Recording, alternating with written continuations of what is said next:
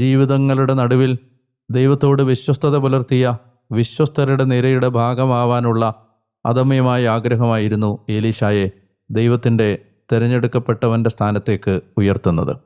നമുക്കറിയാം, എലീശായെ കണ്ടുമുട്ടുന്ന സമയത്ത് അയാൾ കാളയെ ഉഴുതുകൊണ്ട് 12ാമത്തെ നിരയിലായിരുന്നു. 12 കാളയെ ഉഴുതുകൊണ്ടിരുന്ന സ്ഥലത്ത് 12ാമത്തെ നിരയിൽ നിൽക്കുക എന്ന് പറഞ്ഞാൽ അയാൾ ഏറ്റവും കൊള്ളാത്തവൻ, ജോലിക്ക് കൊള്ളാത്തവൻ, വീടിനും കുടുംബത്തിനും ഉപകാരപ്പെടാത്തവൻ, അല്ലെങ്കിൽ പ്രയോജനമില്ലാത്തവൻ എന്ന ഒരു വിധത്തിൽ പരിഗണിക്കപ്പെട്ട ആളായിരുന്നു എലീശ.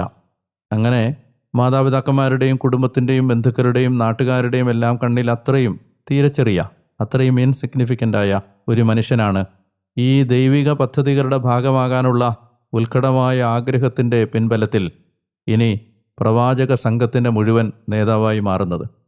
ജെറീക്കോയിലെ പ്രവാചക ഗണം എലീശായെ പിന്നെ